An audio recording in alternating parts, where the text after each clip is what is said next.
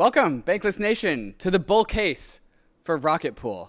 This is our semi-regular Bull Case episodes where I grab a community, and they propose a few community members to take the lead on who can present the biggest and best and most bullish case for their respective project and token. And today on the stream, we're talking to two members of the Rocketpool community.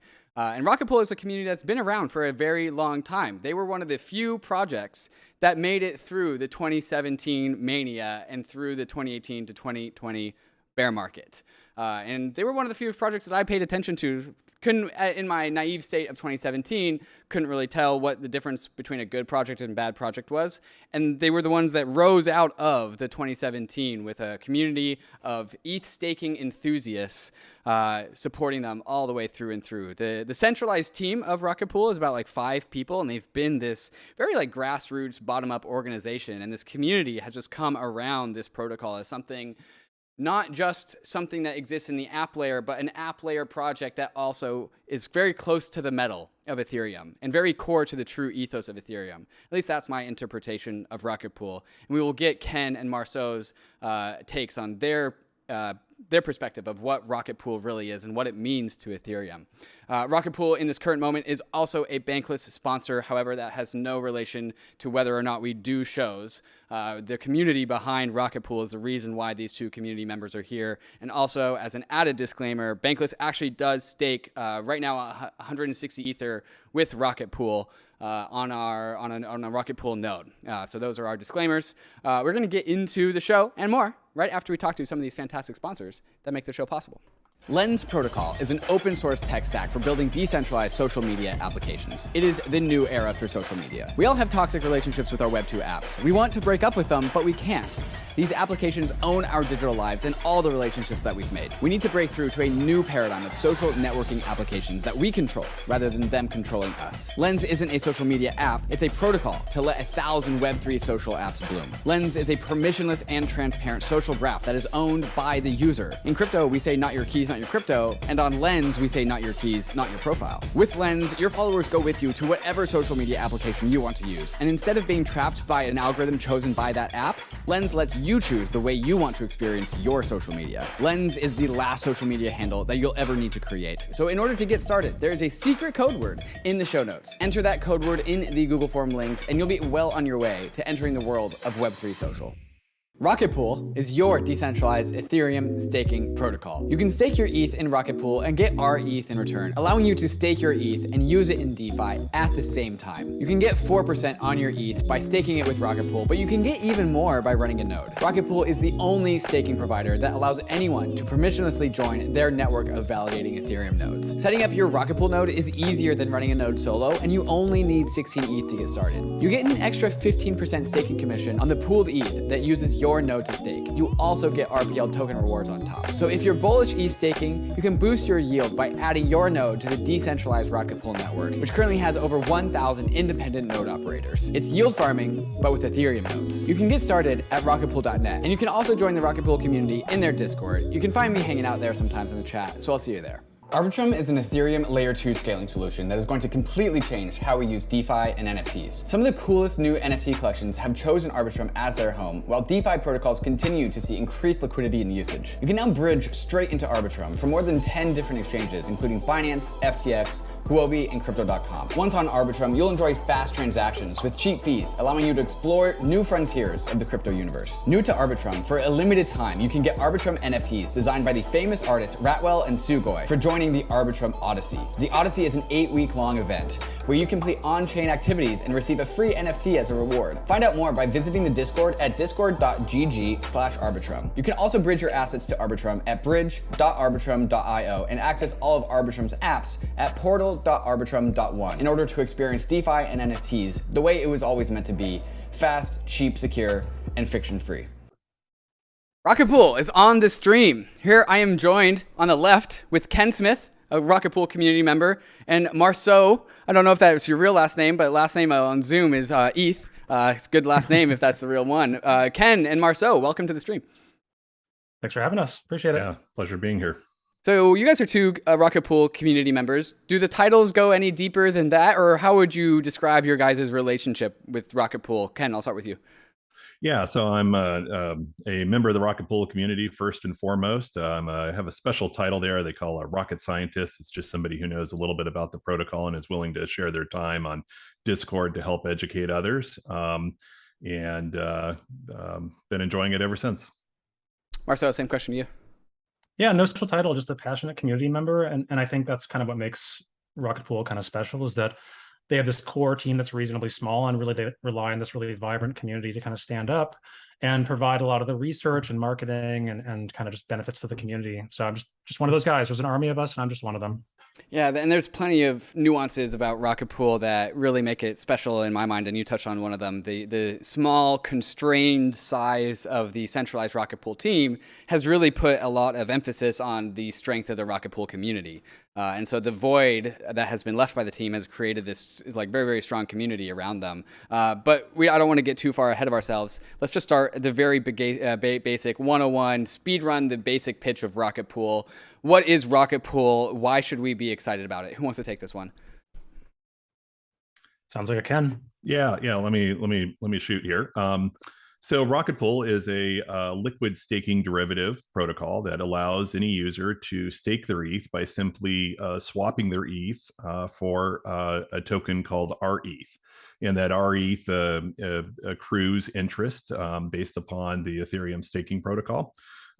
Individuals can acquire that from a couple of different places. They could do it directly from the Rocketpool contracts themselves or their websites. They could also buy it on any marketplace that is selling it. Many dexes on both layer 1 and many of the layer 2s sell the rETH token, and simply holding it, you incur interest on that ETH, staked interest on it.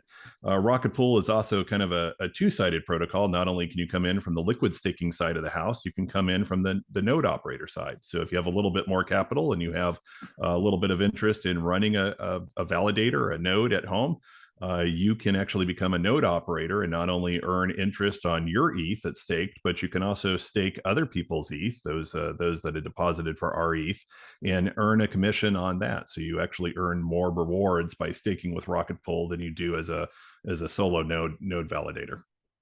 And so what part of that story is Rocketpool's, like, what part of that story does Rocketpool really own? Like, what is unique about Rocketpool? Because there's other staking as a service providers. I can stake my ETH with Coinbase. There's also Lido. What about that story is really unique on the Rocketpool side of things?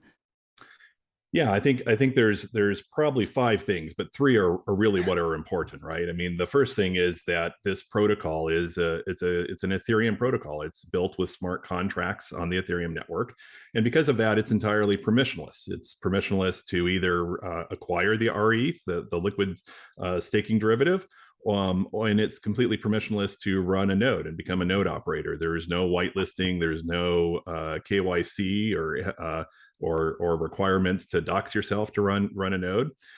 Because of that, it's completely decentralized. You can run it in any country. Rocketpool has the most number of decentralized geographically node operators of any staking protocol. And because of both of those things, it's fully trustless. There's no requirement to have trust that the team will continue to be there to run the protocol or update the code, right? The code is a series of smart contracts. And so those 3 things really, I think, open it up, that it's fully permissionless, decentralized, and trustless. It also helps that it's fully open source, so you can verify this, both the code and the contracts that are there.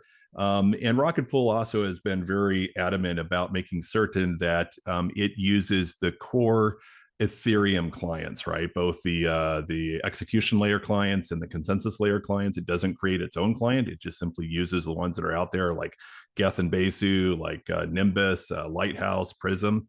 And because of that, it's got one of the most diverse profiles for the node operators that are running their validators, right? We are highly diverse, and because of that, it adds a level of surety and security to those that decide to stake their ETH by purchasing and or acquiring the rETH token.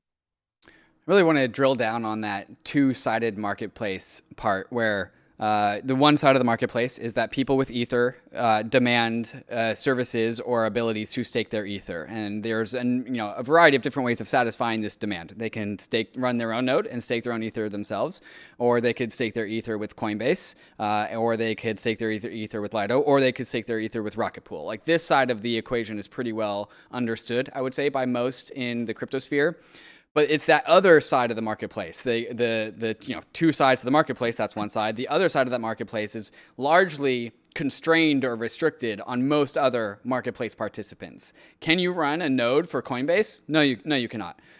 24 people can run a node for Lido. Can you run a node for Stakewise? Like, no, you cannot. But with Rocketpool, that's the most open part of this whole thing, and so it actually creates an actual marketplace rather than a monopoly or a forced outcome by just like Coinbase stakes with like Bison Trails, for example.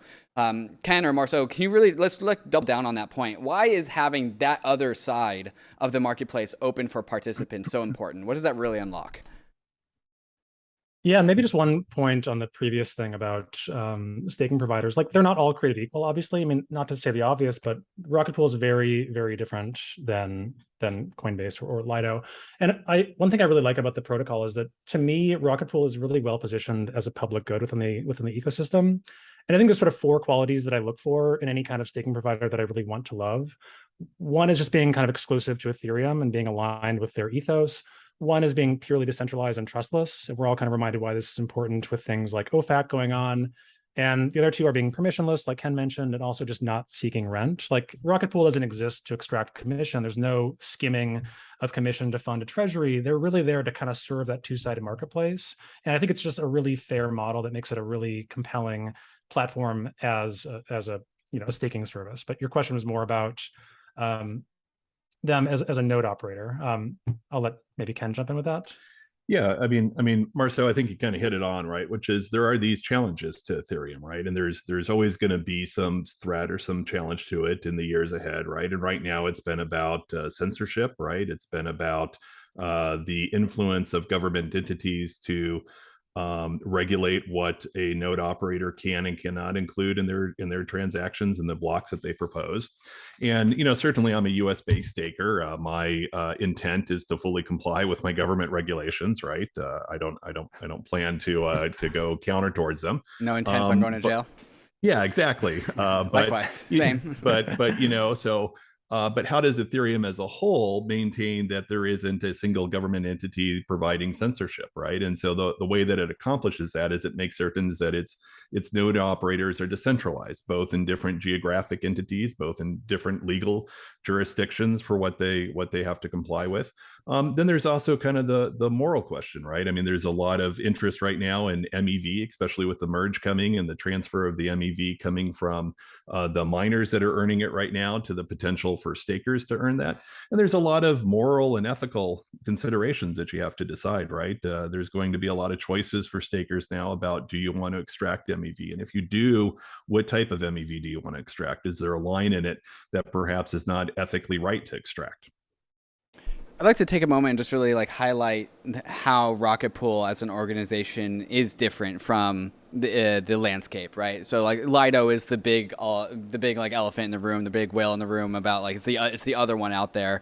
There's like others coming to market, like Swell is another one like coming, like it's staking as a service, but not here yet. And then like all the other ones, Coinbase, like Stakewise, are all these centralized operators that we know what a centralized operator is, so we can kind of move on from that. There's not too much nuance there. But how is Lido as just like an organization and a community? How's the flavor of the Rocketpool like org holistically, organization and community combined? How is that different? And for people who aren't familiar with the trading chat in the Rocketpool Discord, or just overall how the org works, can you guys help just like shed some light on that part of the thing on Rocketpool? Yeah, maybe I'll go for it, Ken. I was going to say, I mean, I think one of the things you brought up before is that it's two-sided, right? That you actually get both parties in the Discord and chatting about this, right? You get the group of node operators that very much want to work on kind of the technical side, want to make certain that the nodes are well performing, that they're performing their duties in validation. They're thinking farther ahead in the research channels about where do we need to be to position ourselves for MEV and MEV extraction? How do we provide the most capital efficient way to stake the ETH? On the other side, you get the individuals that are the rETH holders, right? And they're coming in, and what they want to value is to see rETH basically be a substitute for ETH, right? That the recommendation would be that no one should just hold pure ETH. You might as well hold a yield bearing asset, right? And get an interest earning liquid staking derivative in your wallet. And to do that, you need rETH to be integrated in as many DeFi protocols as possible, right? So that way folks don't have a reason to swap it back other than to pay gas on the Ethereum network. And so I think by having both sides there all together in one Discord, it really adds to the value of it. You can see both sides of the coin at the same time and kind of develop and design a protocol that can work for both sides of the house. Right. And I really think that actually does define what the important points are. I think any successful staking as a service system has two things that they need to optimize for. They have their liquid staking token, and that liquid staking token, if it's successful, will accrue more yield faster than its competition, right? It simply goes up faster. And so that's one pillar that we'll touch on. And then the other side of the marketplace is the node operators. And it's kind of the same question. Can your system make a node operator more profitable than other systems? And so we'll take these one at a time. What is the bull case for rETH holders? Why should I hold rETH over any other alternative staking as a staking derivative asset? Who wants to take this one? Let me take a stab at it, and Ken, jump in, please. I mean, first of all, I would say that I think staking is going to be a really big deal in the post-merge world. I think once we emerge from the merge event, people are going to want to chase yield, and having a staking derivative token is a really great representation of how to capture that yield, right? So post-merge, yield goes up like 2x, and the risk to yield, the risk to staking goes down quite a bit, just because the execution risk is removed from the equation. We're currently at about, I think, 12% Ether staked in total. It's pretty low. I think we're heading towards 50%, in a sort of saturated state over the course of probably 2 years. And that's a 4x increase to just the size of staking participation. It's pretty meaningful. I also think, liquid staking is a really important function of this as well.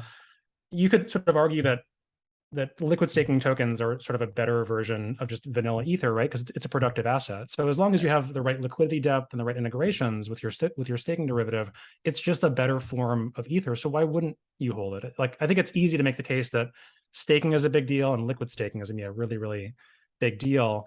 When we talk about rETH specifically, wait. So Marceau, let's pause for a moment. So you were just actually talking about the TAM, right? The TAM of what's at stake here. So I totally agree with you.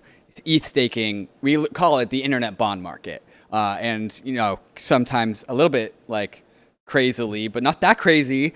We compare the size of the ETH staking market, which where it is billions per year, and compare that to the, sovereign bond markets of global nation states. And that's kind of where we think this Ether staking industry is going. And then also you said 14 or 12% of total ETH is staked presently, and I definitely also think that's going to go up somewhere around to where the core devs kind of think minimum 20, maybe equilibrium around 30, give or take. And so not only are we just bullish as an industry on Ethereum proof of stake, and that's going up and to the right. But we also think inside of Ethereum, internally, the proportion of Ether that's going to be staked will also be going and maybe 2xing or 3xing. Any other color or numbers that you want to slap onto the TAM of this whole thing? Yeah, I think that point is really clear. I mean, I think the pie is getting bigger and it's easy to project where it's going. I think separately, I would argue that the market share, the slice of the pie that Rocketpool is likely to capture is also probably going to go up, and I can get into the reasons as to why I think that's probably going to be the case. But I think there's a really compelling story for rETH is a token that has kind of an interesting history. It was sort of born into the bear market, and there hasn't been a lot of sort of push to grow it until now. And a lot of things are coming together in a really spectacular way in September, which I'm sure we'll get into this, but there's a lot of, I think, really great tailwind effects and great narratives that are kind of all coalescing around the same time. And the teaser is it's incentives, it's integrations, it's the merge, it's APR going up, it's risk going down. All these things are coming together and they all sort of multiply and stack on top of each other in a really, really powerful way. I think September is going to be like the most insanely bullish month for Ethereum fundamentals, at least. I don't know about the price, but like fundamentals could not be any stronger for staking right now. It's absurd. Okay, so let's go into rETH specifically. Why will rETH in the landscape of other staking tokens, which Coinbase also entered the fray with their CBETH, why would I hold rETH over any other staking derivative asset? Yeah. So, I mean, just to set context, like we launched back in, I think it was November. And since launch, rETH, demand for rETH has captured about a 5% market share in the market. And that is through a bear market, that is with no marketing at all, that is with no team liquidity incentives, and that is with basically zero integrations. So like rETH, it's awesome, but you get it and you hold it and you watch a number go up, and that's kind of all you can do with it. And that's changing in a really big way. To talk about the good things about it, like why it's fundamentally a good kind of token, and then I'll get into kind of like what's the catalyst for growth here. A few reasons that make it just, I think, strictly the best product in the market. So for one, it is fully collateralized and insured. Like there's no risk of like a run on the bank or everyone getting a haircut because a mass slashing event happened. Like our ETH holders are just like 100% insured from any kind of catastrophic event that might happen. Also, there's just no counterparty risk. Like sure, you put a little bit of trust in the smart contract to operate the platform, but you're really farming out your staking to a mesh network of operators. And if any one of them underperforms, they get penalized and not you as a token holder. So again, it's like fully kind of collateralized. There's no collateral, there's no custody or trust requirements. There's no possibility for censorship. This is a really important thing right now. It's very topical. And then just, I mentioned it a few minutes ago, but like rETH is just fully neutral. It is well aligned with Ethereum. And I think just given that it has no kind of trust assumptions that go along with it, it's really well positioned to be sort of a DeFi building block because it's sort of this neutral kind of Lego that can go in anything. It can be a good half of an LP position. It can be something you take a leverage position on. It has these great qualities that make it very, very neutral that I think will make it just kind of a fan favorite for DeFi, I think, once we get to that point. And I think it's worth to note that a lot of the properties that you just said are maybe individuals are like, oh, I have a hard time mustering up the motivation to care about those things. But it's also worth noting that DeFi apps will always suck up more demand than individuals. And so, Marceau, maybe you could also talk about just like the integration side of rETH and how demand can come from like the DeFi side of Ethereum and why those particular properties that you just talked about are actually more conducive for DeFi apps than just like the average individual who, doesn't really look under the hood of things. Yeah, sure. I think there's two kind of catalysts that are coming that are really meaningful. So one is integrations. I'll talk about that real quick. So it hasn't been until recently that I think rETH has demonstrated enough Lindy effects that it's sort of trusted in the network. So we're now, 10 months post-launch. And we're really, I think, there's an avalanche of integrations that are coming. So I got to be careful what I say because some of this isn't quite shareable, but like Maker is going live in about 2 weeks. And that's obviously a major lending platform. The biggest opportunity that we are missing with rETH is not being able to take a collateral position on it. Like people want to take leverage, they want to pull out stable coins for farming, they want to go buy a house, whatever. DeFi shenanigans generally. Right. Yeah. And that use case hasn't existed until now. It's about to exist in a really, really big way with Maker and a few others that I probably shouldn't say too much about. The other side of it that I think is equally as compelling, if not more compelling, is that there has never been a native kind of incentive program for rETH until literally yesterday. So we launched a incentive management committee. Full disclosure, I'm on the committee, so I have some kind of say as to where the funds go. But I think that is a really, really powerful force that will help us grow liquidity depth, grow those integration partnerships, and also just frankly grow yield and grow TVL on the platform. There's a really powerful, I think, flywheel effect that's going to come from this once we get those incentives in place. I think a lot of things fall in place kind of quickly coming from that. In particular, like one thing, I'll give a quick plug and then I'll stop for a second. Like one, I think, really unique thing to tie it to the previous point. I think rETH, because it is such a neutral building block, that Rocketpool has such a great opportunity to go and sort of offer co-incentives to other protocols, where we can go and approach some protocol, let's say Maker. Like let's say Maker is providing incentives on MKR ETH to keep liquidity on their token. We can go to them and say like, hey guys, why don't you move your liquidity program over to Maker rETH, and we'll pitch in some of the incentives. So you get like co-incentives. You get a higher yield because you've got half of your LP is now productive suddenly. And then Rocketpool benefits tremendously because we are growing along with that pool. It's sort of like almost free growth for us. So that is one, I think, really exciting property of liquidity incentives. We're going to start pushing, I think, pretty hard. And it's a big kind of opportunity for us. So like call to action to your viewers, like if you're part of a DAO and you want sort of like free boosted yield on your liquidity program, reach out to us because there's a lot of, I think, opportunity there for that. And it does make sense that the integrations would start to snowball after Maker specifically, Maker being kind of like the basement of DeFi, the bottom tier, the bottom foundation. Like once you're collateral in Maker DAO, then you're kind of, it opens up the doors to becoming collateral in like the remainder of DeFi. So it does kind of make sense that that is the right order of operations here. Well, let's talk about strictly just the yield of rETH. Like how will rETH accrue more or less yield than the other staking derivative assets in the landscape? Yeah, I'm not sure that I would argue that it does, to be honest. I mean, all the tokens are going to take, they're all going to get the beacon yields minus whatever commission they charge. And you know, they're all kind of about the same 10 or 15%. It's all kind of like just a rounding error, to be honest.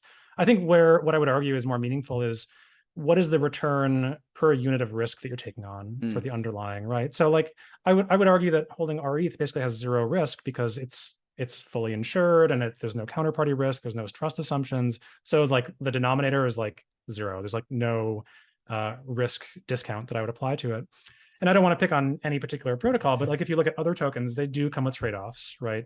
And so you can think of like, what is the percent likelihood that project X will go underwater and go to zero? And it's not 0%, right? So you have to apply sort of a discount given that. So I think, you know, I would argue that it isn't just the raw APR that matters. It's more like the risk-adjusted return for that token that really kind of shines. You said it a couple times, so let's go ahead and dive into it. Is the risk really zero that some sort of black swan event will happen with Rocketpool and like accidentally like lock up all of the ether, for example? Like you said it's fully insured. It's not like FDIC insured, so it's not that kind of insurance. You're talking about over collateralization, right? So like, can you like unpack that a little bit for us? Like what really is the protocol risk and why do you seem so confident in saying that the risk of rETH is lowest? Yeah. Good question. I'll probably pass it over to Ken here in a second because Ken has done some really great research on kind of risk modeling. But what I mean specifically is certainly we're not FDIC insured, but there is more than 100% of the collateral backing the issued token. So if we can sort of fully redeem down to zero and still kind of make everyone whole, if we had a massive kind of run on the bank type of event. And there's no point where like the custody is all managed by smart contracts. So there's no point that like a bad operator could just run away with the funds. There's no, like, we're kind of in a can't be evil kind of situation. And when we say that it's fully insured, what we mean is like, given the reasonably worst case scenario, which is like a mass slashing event takes out half the network and all the validators basically go to zero. Like, do the rETH holders incur any damage from that? And the answer is like, not really, because the penalties come out of the node operator side primarily first, but that's probably getting into more of Ken's territory. Maybe I'll let him kind of jump in on that. Yeah, I mean, to that point, I would probably add that, you know, Ethereum as a whole is a very forgiving protocol, right? I mean, I think it was envisioned by the core devs that you would not need to be a professional node operator. You do not need to have a large data center or high-speed connection to do it. They really envisioned that home stakers, individuals like myself, could run a node on their bookshelf behind them. And simply, secure and protect the network. And because of that, the penalties for actually attacking the network right now are fairly forgiving, right? As long as there isn't a non-finality event that occurs, as long as a large portion of the network, close to 51% attack, doesn't happen. That if for some reason something is misconfigured on a node and a slashing event happens, the node operator does not actually receive that large of a penalty, probably 1 ETH or 2 ETH, even post the merge here with Bellatrix out there and the higher penalty fees. So at that case, the node operator has already put enough collateral on that they incur that loss to the protocol. The rETH holder has been fully insured and they receive their their contribution back because it's been somewhat dispersed throughout the entire mesh network of nodes. The individual rETH holder probably won't even see any loss in APR. It's just so minor that it gets kind of lost in the average variance of the randomness of each validator and how it performs. There certainly are perhaps maybe these catastrophic Armageddon events, right? The entire network goes down. There's multiple bugs and multiple clients. The core devs cannot get consensus achieved in a couple of weeks, and the protocol comes down. But at that case, I'd argue it's not a Rocketpool problem. It's an all of Ethereum problem, right? And we've got much bigger problems than Rocketpool. Right. Yeah, we don't like to think about that.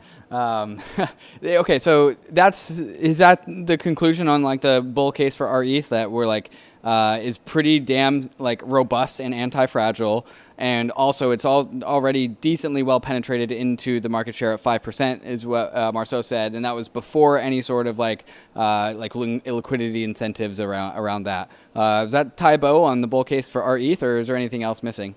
I would just add one thing that wasn't mentioned, which is that rETH is not a rebasing token, and this provides an advantage in two ways. For some folks, because of their tax authority, it may be much more advantageous to hold and possess rETH and other liquid staking derivatives.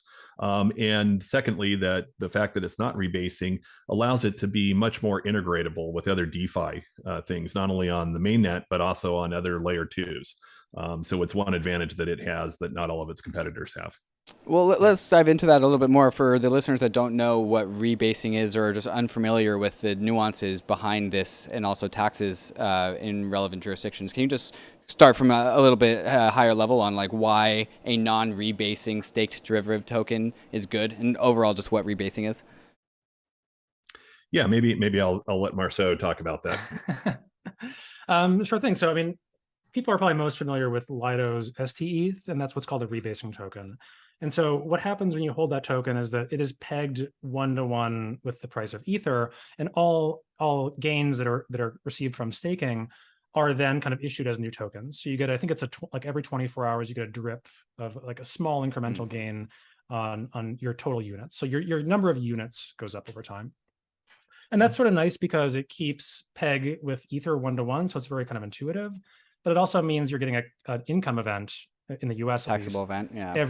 Taxable event every 24 hours, and it's kind of a headache to integrate. It's also, like Ken mentioned, really difficult to do rebasing across different chains. So, like to do rebasing to L2 is kind of technically complicated.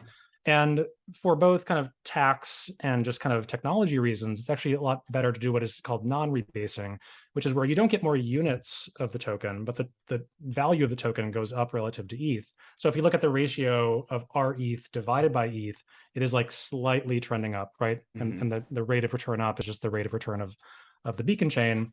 So, there's pros and cons. You can argue one way or the other, but we like it because we think it's more kind of composable, more integratable, and also just simpler from a tax perspective. It's a good model, and it's also what Coinbase just came out with too. So, I think that's kind of a nice vote of confidence that this is the kind of superior model when it comes to how to issue out rewards from the beacon chain.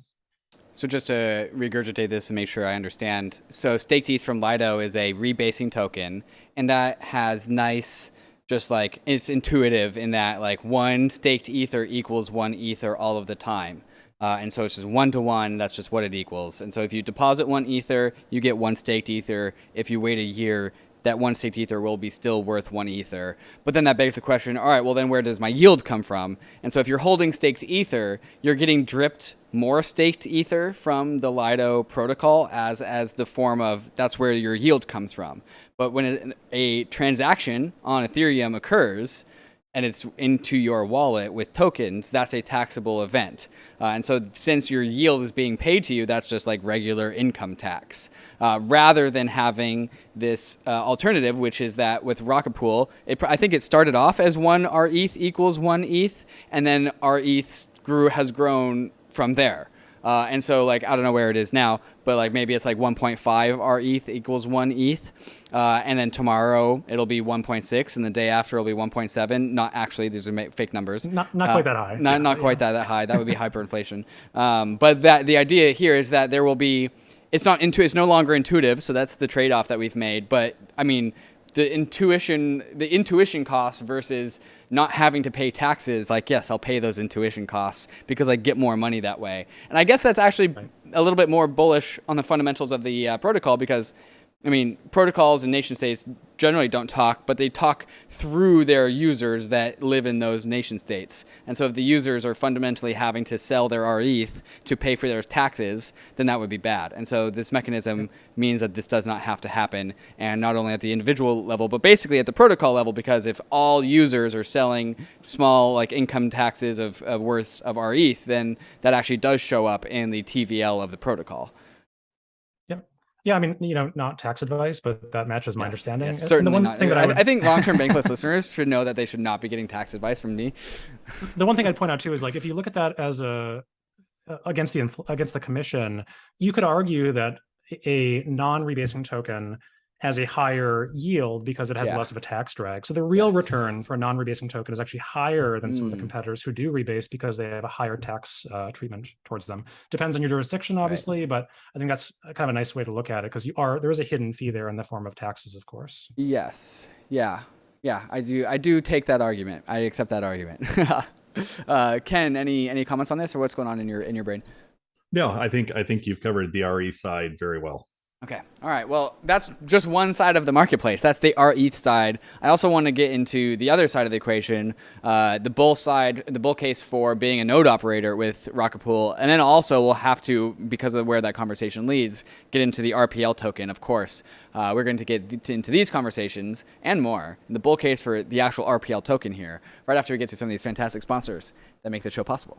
Juno is bringing crypto-friendly banking straight into your checking account. With Juno, you can send money from your Juno checking account straight onto a layer 2, like Polygon, Optimism, Arbitrum, and they have ZK Sync and Starknet support on their way. You can skip the ACH wait times, you can skip all the gas fees, and go straight from your checking account to an Ethereum layer 2 in seconds. Inside Juno, you can buy and sell crypto with $0 fees, and your Juno checking account comes with a metal MasterCard that gives you up to 5% cash back on your spending. Juno is also giving you $10 cash back on your first crypto deposit and $100 when you set up a direct deposit. This ad just writes itself, so go sign up at juno.finance/bankless. ZK Sync is an Ethereum layer 2 network that is pushing the frontier of high-performance blockchains that don't compromise on security or decentralization. ZK Sync has combined the power of zero-knowledge rollups and the Ethereum virtual machine, enabling developers to build the greatest Web3 projects possible, ones we haven't even seen yet. Crypto needs its killer applications to onboard the world, but crypto killer apps need ZK Sync as a platform to build on first. It's generally accepted that zero-knowledge rollups are the conclusion of crypto blockchain scaling technology, and ZK Sync is leading the charge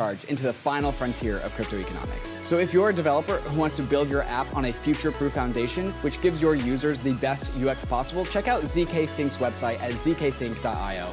And yes, there's also going to be a token, so give them a follow on Twitter too, at ZKSync. The Brave browser is the user-first browser for the Web3 internet, with over 60 million monthly active users. And inside the Brave browser, you'll find the Brave Wallet, the secure multi-chain crypto wallet built right into the browser. Web3 is freedom from big tech and Wall Street, more control and better privacy, but there's a weak point in Web3, your crypto wallet. And most crypto wallets are browser extensions, which can easily be spoofed. But the Brave Wallet is different. No extensions are required, which gives Brave browser an extra level of security versus other wallets. Brave Wallet is your secure passport for the possibilities of Web3, and supports multiple chains, including Ethereum and Solana. You can even buy crypto directly inside the wallet with Ramp. And of course, you can store, send, and swap your crypto assets, manage your NFTs, and connect to other wallets and DeFi apps. So whether you're new to crypto or you're a seasoned pro, it's time to ditch those risky extensions, and it's time to switch to the Brave wallet. Download Brave at brave.com/bankless and click the wallet icon to get started. And we are back with our bull case for Rocketpool. And we're going to touch on the other side of the marketplace, the node running side of this marketplace. And this is the unique side for Rocketpool, because you can't run a node on a staking as a service protocol other than Rocketpool. That's like the unique thing that Rocketpool brings to the table, the whole protocol permissionless side of things. So why would I run a node with Rocketpool though? Like, convince me. Why should I go right after this stream is over, go spin up a Rocketpool node? Yeah, the short answer from that is you're going to earn more running a Rocketpool validator than you will running a solo validator, just pure and simple. So there's an incredible financial incentive for anybody who wants to do that. There's some other auxiliary arguments towards it too, and that you're actually doing a public good, right? There are individuals we've just learned about that want to have rETH that don't have either the capital requirement or the technical ability to run a node, but still want to possess a staked ETH derivative in their wallet. And so by running a node, you actually help provide lift to the protocol. You stake ETH on behalf of the rEthers, and at the same time, you as a node operator earn a commission. And so it's probably worth maybe just mentioning, I think, to the folks here that, like, one of the things I always hear in the Ethereum community is that everyone should be running a node, right? And they kind of stop at that. They say, for the health of the network, everybody run a node. And this is costless. It requires no ETH. You can run a node at home. But the big barrier is people don't know how to do it, right? Everybody says you should run a node and help decentralize the network. One of the things I'd encourage anybody to do listening to this podcast right now is just simply, if you have an old computer, 10 years old, 12 years old, it could be a laptop, could be a little desktop or server, right? Whatever, it doesn't take much, literally a Raspberry Pi you can stake with. Simply go over to Rocketpool, download its software. It's got a great installer, a great interface. They've got a dev there by the name of Joe, who has just made this thing so easy. It's literally just a couple of clicks and commands. You download the software, you get to pick whatever Ethereum clients you want, your consensus layer, your execution layer. You let it sync, and you'll be up running a node on the network, right? Now, for that, you're not going to make anything, but you're going to help protect the network and relay the blockchain, right? You'll be a basic patriot of the Ethereum blockchain. Yeah. Absolutely. And I cannot think of a more easier way to actually run a node than to just simply download the Rocketpool installer and go ahead and do that. That's interesting. You're saying it's easier than, like, if I wanted to run a node, I'd probably go to ethereum.org and like start there, and they would point me off in a different direction. It's going to be different for every single client. But you're telling me, like, it's actually easiest. Rocketpool has made it easier than ethereum.org to go run an Ethereum node. Is that what you're saying? By far. I know there's efforts from the ETHStaker community, such as Wagyu, to kind of make it a simple one-click installer, and I know that they've been working great on that. But I got to say, maybe I'm a little biased, but I think the Rocketpool stack is just the easiest thing, because it's incentivized for Rocketpool to continue to upgrade that. So there are constant releases, right? And you can imagine, as we're approaching the merge, there's a number of technical releases that are being provided, and Rocketpool is just keeping up on that, right? So you can simply use the Rocketpool software. You're running all the major clients, right? And you can run your own node. Now, what people are probably more interested in, though, is to actually become a validator. And this is where the staking aspect comes. So not instead of just being a relay on the network and protecting it and transmitting and verifying that, that the transactions are meeting the protocol requirements. Now you want to actually be a validator. You actually want to attest on the network and say, yes, that last block met all the Ethereum requirements, and it is correct. That's the correct head. Those transactions are all processed correctly. I'm going to vote yes for it, or I'm going to vote no for it. And to do that, you have to be a validator. And Rocketpool, they call them mini pools, but it's the same thing. It's a validator. And for that, you have to put some collateral down. If you are just a solo validator, you have to come up with 32 ETH of collateral. And that is a large financial barrier for most people. But Rocketpool right now actually decreases that down to 16 ETH and some collateral that we'll talk about on the RPL token, 1.6 ETH of the RPL token. But there's actually plans coming up here for something called a low ETH bonded mini pool. After kind of analysis and a lot of thorough research, we've actually discovered that 16 ETH is much more collateral than what you actually need to protect against the foreseeable or the likely attacks that could happen on a validator, right? And so there's plans in the work to do something called a low ETH bonded mini pool that would reduce that initially down to 8 ETH. So you only need 8 ETH plus about 2.4 ETH worth of the RPL token. But there might even be plans later on, if we get some improvements to the core protocol, something called forced exiting, that could reduce that down to 4 ETH. And at that level, it becomes much more affordable for everyday individuals to be able to put enough capital on to move their node to a validator and actually start earning ETH rewards.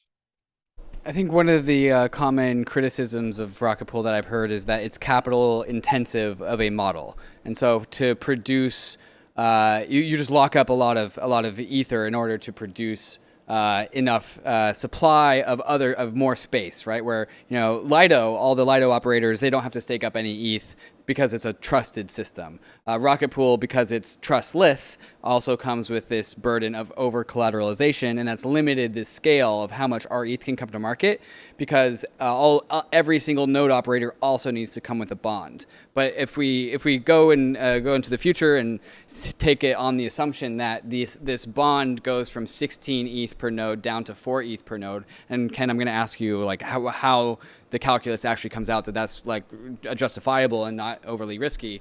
But like, say for example, if we think that 30 million Ether will come to market, well then if you're so bullish on Rocketpool that you think that Rocketpool will dwarf 100% of the market of staking as a service providers because it's a protocol, well then you would actually only need, 30 million divided by 4, 7.5 million. You would need 7.5 million worth of ETH to just be node operators. And so like all of a sudden, like instead of having 15 million Ether needing to be, I'm doing that math wrong. Anyways, the idea is that like it requires much fewer node operators to Rocketpool to eat up a larger market share of total ETH stake derivative tokens. And so that is has been historically one of the big critiques about Rocketpool is like it's too capital intensive to really scale. But if you're telling me that we can go from 16 ETH bond down to 4 ETH bond and you can really kind of grow, I really think that takes the complete ceiling out of the potential of Rocketpool's constraint on our ETH growth. That is, if we get there. So Ken, I'll let you respond to anything that came up to your mind there, but also if you could explain why the risk is such that we are actually able to do this in Rocketpool.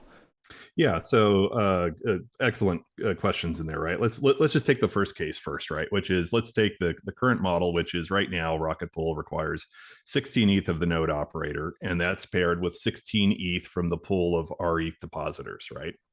And so in that case, what do you earn as the node operator, right? You're earning interest on your 16 ETH, and you earn what's called the node operator commission on the other 16 ETH from the rETHers, right? And that node commission, let's just keep it easy. Let's call it 15% right now, okay? So already right now, being a Rocketpool node operator, you earn not only your interest and your yield, right? Both from the beacon chain, both from MEV if you decide to extract it, and both from tips and inclusions after the merge comes up here, right? But you also earn the node commission, right? 15% on the rETHers. Now, what happens when they introduce here, perhaps as early as the end of this year, their low ETH bonded mini pool? Let's just take the first step. Let's go from, instead of the node operator having to deposit 16 ETH, right? They now have to deposit only 8, right?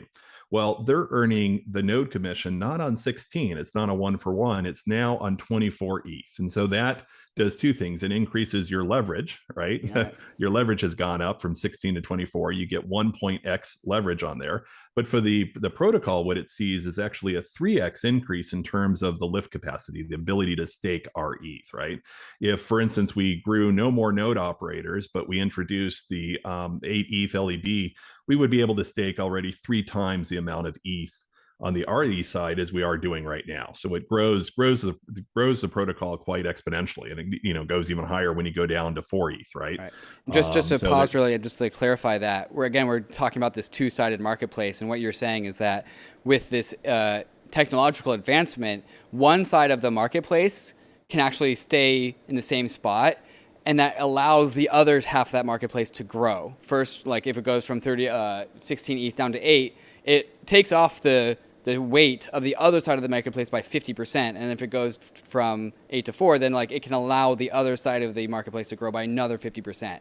So it takes off one constraint from the supply side and says like, oh, it turns out with just like a snap of the fingers, technological innovation, we like tech, we can actually grow the supply side of Rocketpool node validators by like first we double it, and then if we can do it again, then we'll double it again. And that's without inducing any more of demand. There's no marketing behind that. That's just like straight tech. Yeah, exactly. And it's kind of interesting. I know this may be a little too technical and so forth, but it's fascinating to watch how the numbers actually work in there. One of the things that Rocketpool could do is they could actually lower that node commission to lower levels than what it's historically been, yet still generate, because they're paying that node commission now not on 16 ETH, they're paying it on 24 ETH. You can actually deliver more ETH returns to a node operator and at the same time reduce the node commission that our Right. ethers are paying to have their staked ETH.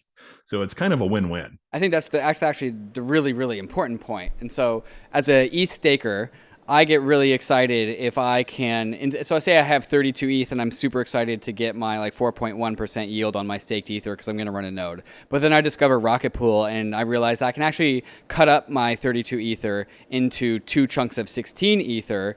And then I can, not only am I going to get that 4% of the Ethereum yield, but I'm also going to charge the other 16 Ether that comes into each one of my nodes. So now there's 2 sets of those. I get to charge that 16 Ether 15% of their rewards. And so my 32 Ether is getting 4%, but I'm also charging another 32 Ether 15% of their total staking rewards. And so that boosts the yield. But then we do this again when we cut it down from 16. So that what I just said was the current standard of Rocketpool. That's where we are today. Yeah. But you're saying like you can cut this down again. And so I have 32 ETH and I can run 1 node on Ethereum and stake for 4% yield. Or I could cut that 32 ETH up into 4 units of 8 and then the other side. And so I only have 4 units of 8. And so I actually multiply the commission that I can get by 4. So it's 4 times 15% times 32 Ether. No, even more than that. Even more. You go 24, 24, 24, and 24, 96, right? Right. Yes. Yeah. So 15 times 96 times the ETH stake rate. Again, Bankless listeners will know I'm bad at math. But like, so that's why you use the leverage word, where exactly. You can get leverage on your yield. But what you're saying there is like, well, actually, we don't actually have to pay that all to node operators. They can still take leverage and still definitely juice up their yields a little bit less so. We'll just take that down a notch, and then we'll also lower the fee of our ETH token holders. And so the fee comes down and it makes our ETH more attractive. And, you could even, I don't know how low that fee can go, but that's probably one of the levers that Rocketpool has to make our ETH really attractive as a buy and hold staked derivative asset if it's the lowest one that has the lowest fee. Like the CB ETH from Coinbase, that's 25%. That's nuts. And so like if Rocketpool can be like the lowest fee charging staking derivative token because of this innovation, that is a straight up argument as to why you would want to hold our ETH. Yeah, exactly. We think we can target 14% node commission when we introduce the 8 ETH LEB mini pool, and still generate for the node operator returns that are in double digits. Is this where we should start the conversation to turn to RPL, or is there other parts about like the node operators that we should touch on first? No, I think it's probably a good talk about RPL, right? I mean, because this is a thing that causes people to scratch their heads a little bit right. And say, I don't get how this falls in the tokenomics of right. Rocketpool. Okay, so I would just add real quick one thing if I can. Like on the node operator side, there's a series of technological improvements that are coming, and the low ETH bonded mini pools is a really important one. But just to kind of complete it out here real quick, we just launched the smoothing pool for revenue smoothing. That's an important kind of value for node operators. We also have this kind of creative SaaS design, staking as a service design, that's being built on top of Rocketpool. So that enables companies to come and bring their clients to the platform. That's a meaningful kind of growth strategy for us. And then also, I mean, I'll just quickly gloss over this, but there's this really kind of neat idea about a solo staker migration where Rocketpool could just sort of like ingest validators by pointing them at the smart contracts.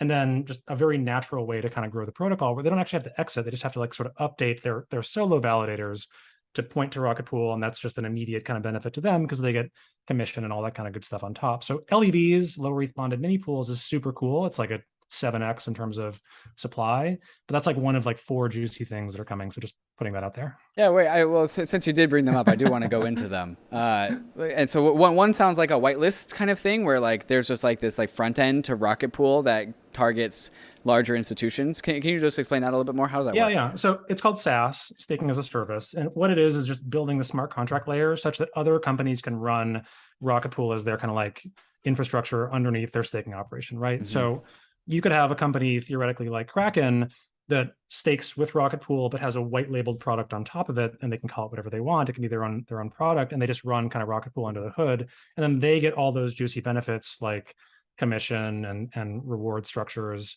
and things like that. And one other thing that's really cool about it is that just because of the way that it operates, like being a node operator is sort of 3 jobs in one. You're like, you have to run a node, which is, you know, some Linux expertise. You have to put up collateral and on the ETH side and the RPL side. And with the SaaS model, that actually separates the functions cleanly into 3 separate people. So you can have a person running nodes for somebody else. You can have someone taking the Ether side. You can have someone taking the RPL side. It's really attractive for like large depositors who just want to go like 100% pure Ether, for example. So it's a really compelling case for more kind of institutional buy-in. Whereas in the past, Rocketpool has really catered well to kind of the retail side of the market. Why, if I'm Kraken, if I'm Jesse, why would I why would I give up my control over staking of Ether and just doing it with like my own like cloud service or whatever? And why would I give that over to Rocketpool? Like, what's the incentive there? Yeah, I mean, there's nothing to give up. There's trust in smart contracts to operate the way that they're intended, and there's been a lot of kind of diligence by the team to make sure that that works. But you are in no way in the process trusting Rocketpool. Rocketpool can turn around tomorrow and be evil and try to steal your money, and they just can't do it. And that's but Rocketpool is charging a fee that Kraken would have otherwise been able to charge themselves, right? Rocketpool doesn't take any commission. Well, the node operator fee, the node operator stake. Well, yeah, that'd be a benefit though. If you're Jesse, you see that as a benefit because you get to charge the commission on the other side of the. Of the Kraken also runs nodes. Right. Oh, they don't just give you Ether; they also run the nodes. Yes, I mean, if you were Kraken as a yes. staking service, yes, not Kraken as a token holder. Yes, yes, okay, I see. And so that you're saying the incentive is that like Kraken could like make a deal with Bison Trails and like have some sort of proprietary deal with some commercial business, or that commercial relationship could instead be Rocketpool, and Rocketpool is like pretty competitive on that front. It could happen. It could happen. Good at that. Okay. Yeah, I mean, Bankless itself can start marketing itself as a staking company and provide its members with, you know, a staking service, and you're basically just using a white label product. You know, same as Kirkland does, right? They put their label on a product, but it's some other manufacturer that makes the Kirkland products we like. Okay, why would Bankless do this? Why would we do this? Couple of reasons. Probably to provide service, you can create a management fee for providing the service, right?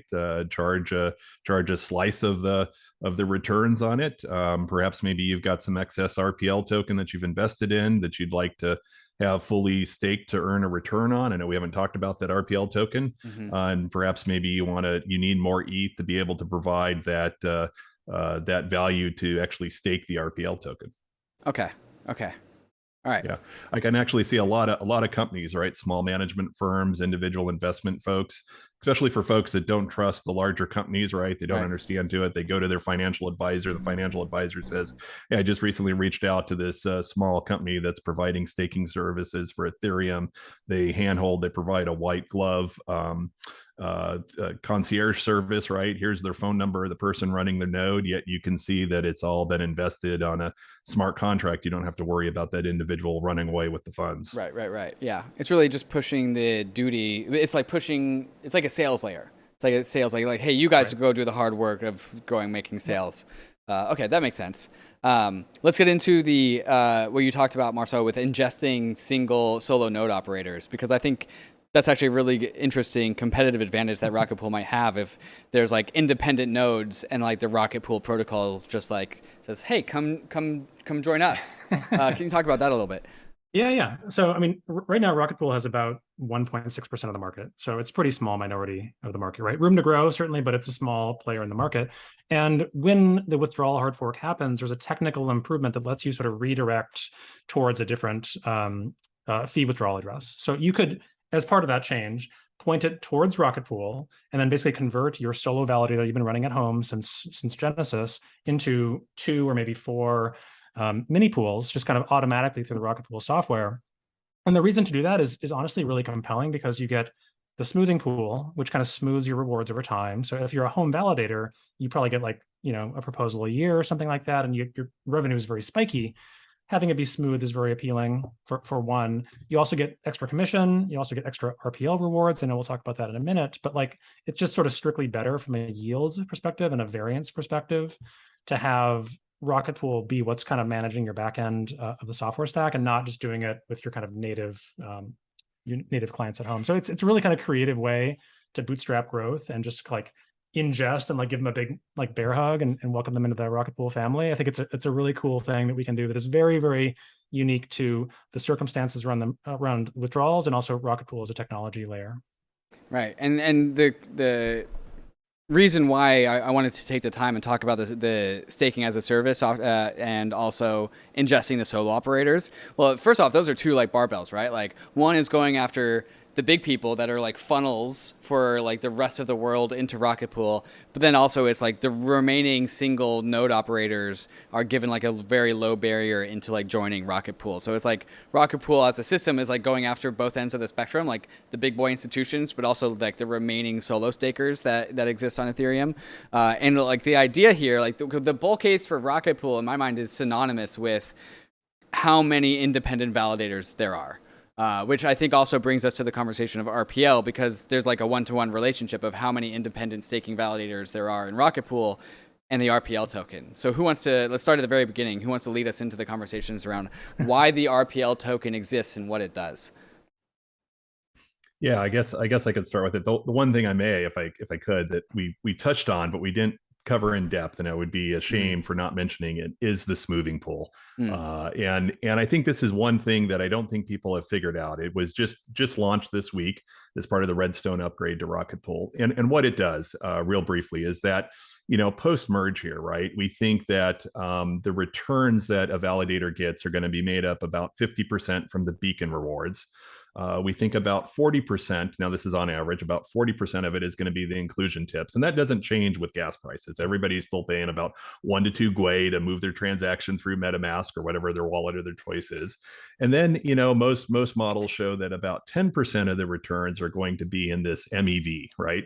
Something I call proposer payment values, the amount of MEV that's actually paid to the block proposer, right? Now, what's misleading about that is that's an average, right? MEV is actually a very rare thing, right? These large arbitrage opportunities that occur where somebody could make 10 ETH, 50 ETH, 100 ETH, 200 ETH from, you know, placing a Flashbots transaction in there are actually pretty rare. And so what happens is, sure, on average, you get that. But for most validators, they're not going to see any MEV. Or if they do, it's just going to be a very small amount, you know, much less than even a fraction of what the inclusion tips are at 1 gwei or 2 gwei, right? So what the smoothing pool does is it's kind of a play off the old mining community that says all of the validators that are in Rocketpool can opt in. It's an opt-in choice, but already I think we've got about 30% of our node operators that have opted into it already, and almost as many of our mini pools that have opted in. But what it does is it smooths them. It basically says that, okay, what we'll do is we'll share those rewards in a 28-day reward period. We'll collect all of that MEV, all of that PPV, proposer payment value that's made to the proposers, and we'll distribute it equally based upon the contributions of everybody in the pool. And so what that does is it reduces the variance, right? If you are a solo operator and you're thinking, hey, I might win this lottery, right, of this large MEV, it's going to be a lottery, and that lottery isn't one that you can play forever. There's a lot of push and a lot of thought among the core developers in the Ethereum community about, is MEV good? Is proposer builder separation needed? Do we have to worry about OFAC sanctions and so forth? And they keep looking at perhaps removing the ability to order the transactions by the proposer. So there's only, in my opinion, a narrow window that we can actually chase this game. And so if you join the smoothing pool, you're much more assured. You've got a much more probable outcome of getting some share of that MEV, versus if you don't join a smoothing pool, that you know, you're playing the odds, and the odds are, unfortunately, that most people will not win any substantial MEV. And this is one thing I think that really attracts Rocketpool. In fact, the smoothing pool is so, I think, unique among it that we'll start to see other protocols that allow node operators will also be contributing and creating smoothing pools of their own. So the question I have, the critique I have that I'm hoping you can cover is doesn't this just take money from the people that are very good at extracting MEV and giving it to the people that aren't as good at extracting MEV?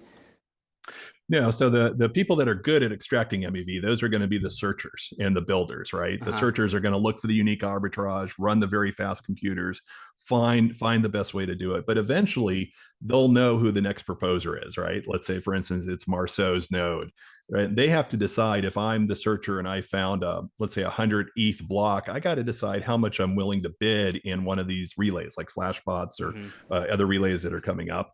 And perhaps maybe I decide to pay him 70% of it. So I put a 70 ETH bounty on that. And if I win that auction through the relay, Marceau will propose that block. I'll take 30 ETH and I'll give him 70 ETH. So really, it's just the proposer that lines up. And so the way as a node operator, you get your share is you want to have as many block proposers as needed. So the only way to do that is either be very rich and run a lot of nodes yourself, or join a smoothing pool. Because if I'm in the smoothing pool and Marceau's in the smoothing pool and he gets that 70 ETH, we'll share it among some fair sharing method. And usually that sharing method that we're looking at is the number of attestations. So if we both had 2 nodes operating for 28 days, they both did equal work, we'll share that reward 50-50. I'm getting the gist of like there's this pattern that I always find in crypto that like it's like a peloton, a bicycle peloton, where like the more people that are in the peloton, the more efficient it is. Is that also the same way that the smoothing pool works? Is that like actually when the smoothing pool has more buy-in by more and more node operators, it actually becomes a more competitive product? It gets much more certain on your returns, right? The variance, like, so like right now, like if I'm by myself, maybe I'll win that 100 ETH block. I probably will never win it, even over 5 years. And in 5 years, they've removed MEV. The protocol has changed. We've got proposer builder separation. There's now a fixed ordering. I can't change anything. I can't extract that anymore. But if I join a pool and there's a lot of people in it, we'll have that many more proposal opportunities. And perhaps one of those is one of these lottery blocks. And if we win, then we all share the proceeds. Will I ever see 100 ETH in one? No, probably not, but I'll receive 1/100th or 1/1000th of that return, and I'll do that month after month after month. So in that 5 or 3 year period, whenever they invoke PBS, I'll actually have some returns in my wallet to benefit from it. Cool. All right. Now, so that's another incentive to spin up a Rocketpool node and join the Rocketpool system. Like it's another like perk in a sea of perks of being a Rocketpool node operator. And again, like I was like we were about to go into before we went down the smoothing pool rabbit hole, every single node comes with an RPL sidecar. Who wants to take us down the RPL rabbit hole? Like what the token is and what does it do? And overall, we'll eventually end up at the bull case for that. Who wants to lead us here? Maybe I'll start and Marceau can finish, right? Yeah, please. So what is RPL? RPL is the native token of Rocketpool. Why do we have it? Well, we first have it because it was initially the ICO offering in 2017 when the ideal first came, right? It was offered to investors. Investors could purchase it, right? There was no lockup period, right? It's so old of a token now. Everybody has it. It's very well distributed among the larger shareholders of it. And it funded the dev team for that period of 2017 to 2021 when the protocol finally launched and staking was available on the Ethereum network. What does it do? It actually provides, I would say, 3 functions to it, right? The first thing they throw out is they say, well, it's the governance token of Rocketpool, right? But we've heard that everybody's got a governance token, and we're not really certain what value a governance token has on a protocol, right? So let's pass over that one pretty quickly. The main reason that RPL exists right now is it does 2 things. One, it provides insurance. It provides a second tranche of insurance, right? So we mentioned that, you know, as we go down to low ETH bonded mini pools, right? If we go down to 8 ETH and so forth, there are some possible outcomes of events that happen that, you know, perhaps that 8 ETH is consumed up by a node operator, especially the node operator that abandons their nodes. Maybe they pass away or something happens to them. They get hit by a bus, have amnesia, forget they have a node, and that node begins to leak ETH very slowly until it reaches some critical level and it's kicked off the Ethereum network. So that RPL bonding provides a second level of insurance. If there's not enough asset when that node is removed from the network to cover the investment, the principal of the rETH holders, the RPL token is auctioned. So it provides this kind of second level of insurance. But more importantly, as we talked about, it actually provides access to leverage, right? So I think of RPL as a token that that provides the leverage, right? So when you, if you want to get this low ETH mini pool, you have to put more RPL token. There's kind of a more buy-in in order to get that leverage. And that's what adds value to it, right? The token itself does inflate right now at 5%. Up 70% of it is paid to node operators, right? So you earn a staked yield on it. The other 30% is given to the DAOs. It's a two-party DAO system in Rocketpool, one called a PDAO, one called an ODAO, different functions. But the majority of the inflation is paid to node operators. Okay, so Marceau, do you want to say anything? Because I have a few like devil's advocate takes on RPL I want to bring, so I want to give you the chance before I go into that. Yeah, for sure. I mean, I could talk about this for a long time. The one thing that I just wanted to so Ken's explanation was brilliant. The one thing that I want to maybe illustrate in +1 is, to a node operator, RPL is the price they pay to unlock commission. So it very much has a natural kind of leverage property to it, where if you put an X amount of RPL, you get Y amount of sort of leveraged yield in return. So there's a direct connection between RPL and the yield that it unlocks. And this is why some people feel like RPL is sort of leveraged Ether, because we've actually done the calculations and looked at the sort of difference between them. And if you believe that Ether has value because the yield that it generates, RPL has about 3 times more value because it unlocks that much more yield in the form of commission. So I'm a big believer personally in this theory that once we are post-merge, we will kind of attribute value and sort of monetize Ethereum in terms of like a DCF model, looking at the yield that it generates. And if you follow that same logical argument to RPL, it has even greater value because it effectively acts like a leveraged form of Ether. So it's really appealing to a node operator, in addition to the things that Ken mentioned as a utility token in the ecosystem. But just the economics of it, I think, are very well designed for node operators to find it appealing. But go ahead with I know you've got some questions, some questions to ask. Yeah, so I've always, this is question about the RPL token has always like sat in my brain because I haven't figured out how to answer it. Like, it seems like there are some tokens out there, some protocols out there that if the token wasn't there, it would fall apart.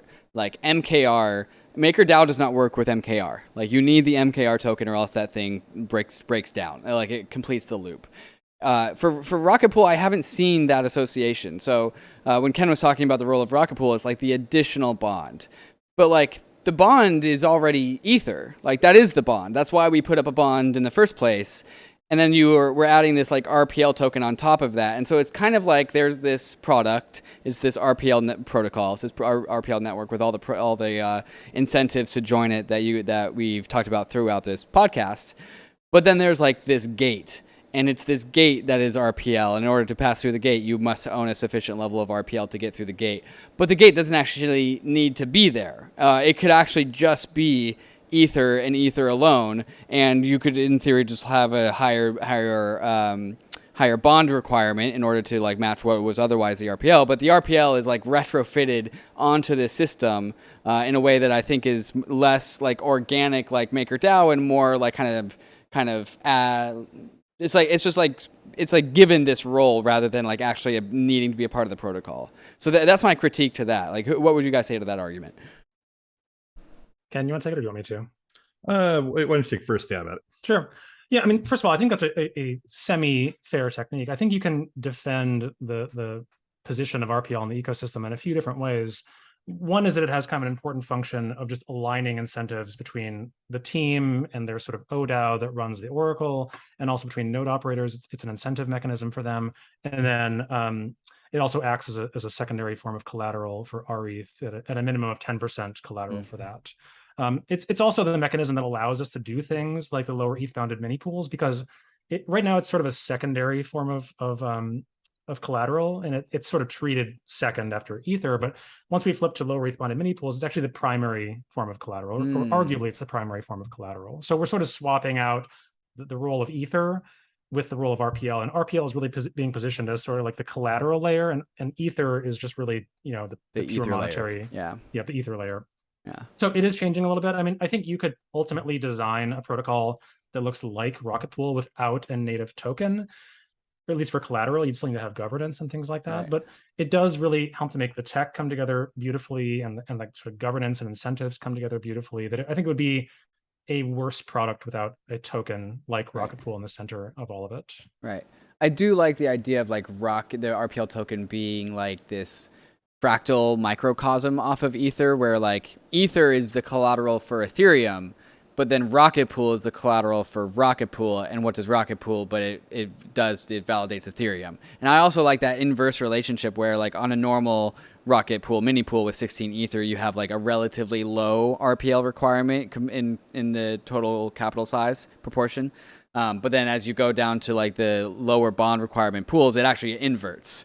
And so like there's an inverted relationship there between like as you get more leverage on your yield, you have to pay more collateral to protect against that leverage. So I do think that makes sense. And overall, I just like the imagery of like RPL being a little sidecar to the Ethereum motorcycle. That's kind of how I think about it.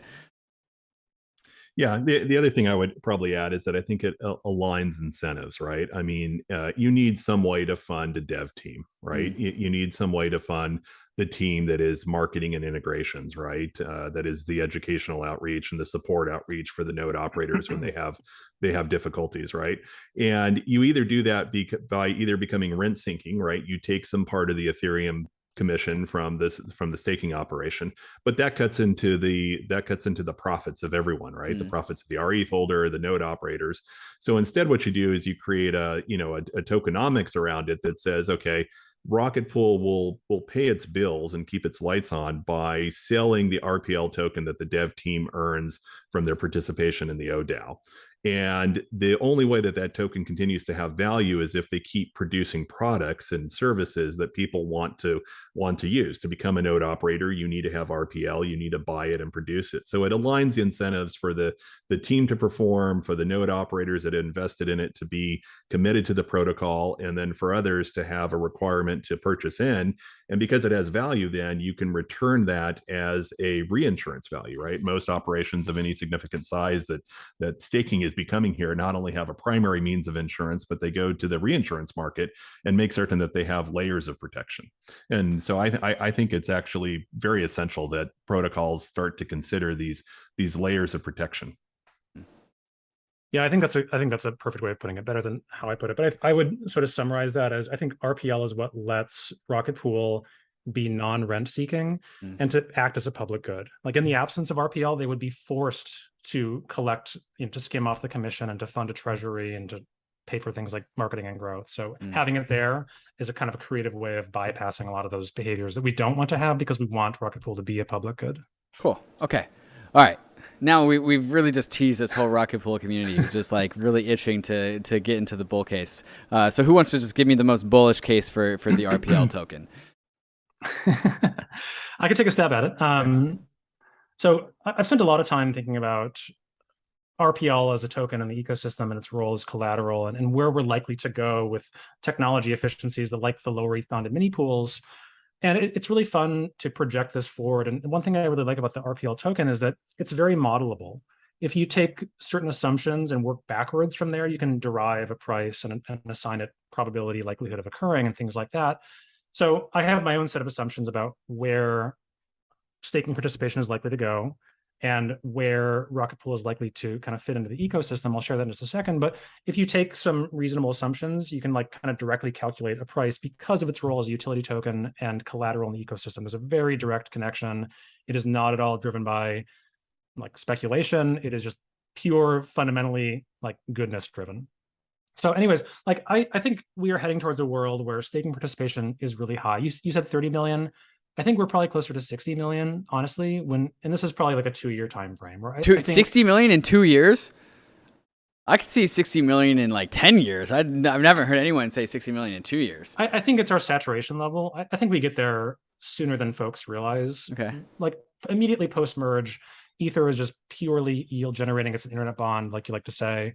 I think the value for staking is super clear post-merge, and even more importantly, post-withdrawals, because then the entire cycle is complete. So let's say 6 months to withdrawals and then 18 months to kind of hit saturation is kind of how I'm thinking about it. And I'm targeting roughly, it's more like 50 to 60 million in fairness, but I'm looking at about half the supply being staked.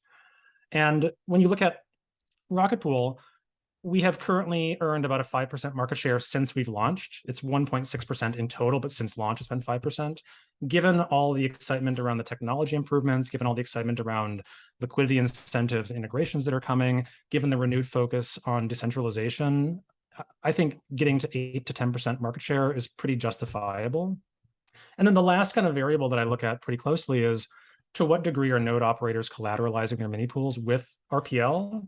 And the answer there is a little bit technical. It's a little bit speculative in nature, but for reasons I can get into if it's interesting, I think the collateral rate is likely to stay pretty high. It's currently at 80%. I think we trend down to maybe 60% over time, but still quite high. The minimum is 10%. So if you put those in a calculator and you project it forward with those numbers, you arrive at, like, to be honest, what is kind of moon boy math, like not intentionally, but that's just like what it looks like because the value prop for RPL is so good. Like when I look at the likelihood of events, the probability of them occurring with those numbers, I'm personally targeting a 0.18 number on the ratio, which is about a 12x performance against Ether in its current form. So that's pretty significant gain against Ethereum, which is, it's really hard to outcompete Ethereum. And, you know, it's a little bit speculative, obviously, but I feel really good about the sort of inputs and being able to justify where I think we can go with the information we have about what's coming. So in any case, it's modelable and it's kind of fun to play around with the numbers and see what you get. Right. So just to run through some of the assumptions, you're assuming 60 million Ether staked, which I think is very, very high. I think we are going to be, if we get above 30 million staked by end of 2024, I think I'll be surprised.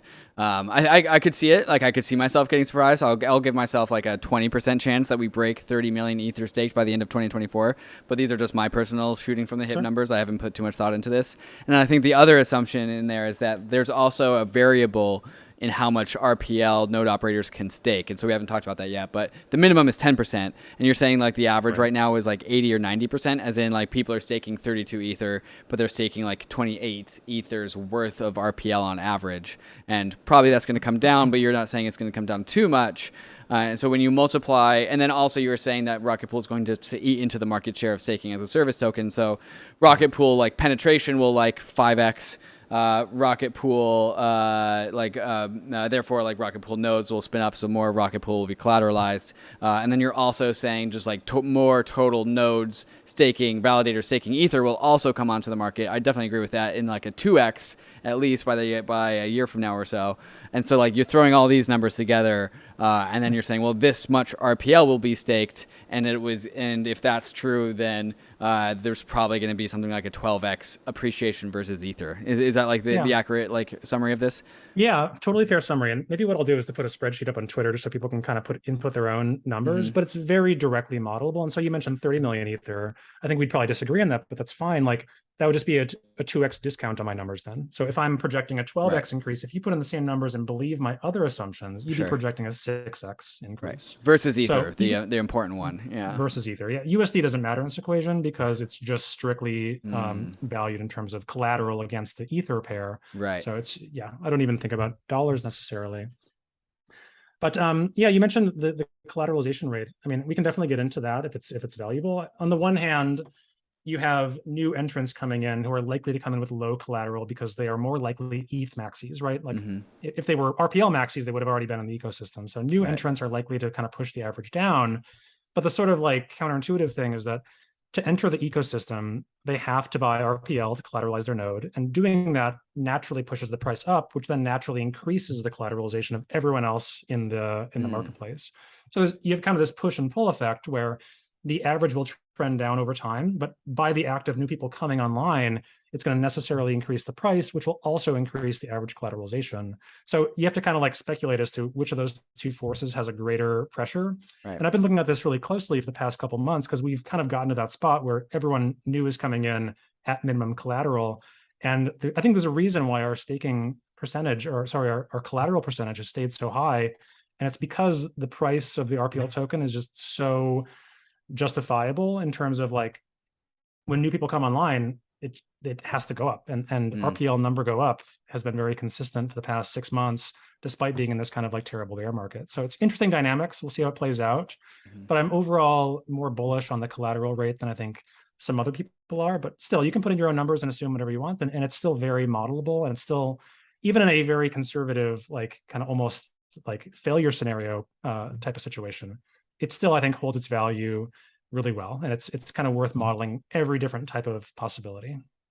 Ken, what are you thinking about right now? Well, No, I mean it's hard to beat Marceau on the inputs that you use to do it, right? Now, what you want to value and what you want to kind of predict as what will happen to each of those 5 input variables in a spreadsheet. I mean, I leave that up to the viewer here to do. But the one thing I will say, David, to your thought about how much Ethereum is going to be staked, I think that's going to be very interesting. If you look at Ethereum versus some of the other ETH killers out there, like Avalanche, like Cardano, right?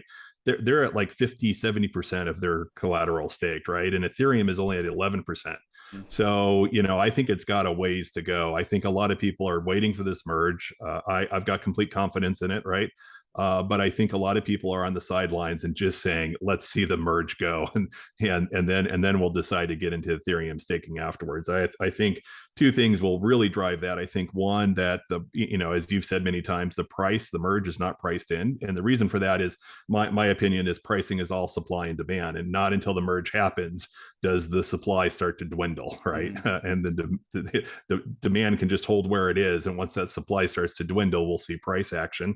And then I think they'll also see the return of tips and inclusion fees, and all of a sudden, no matter how you're staking, you're earning, by most models, about twice the amount of APR.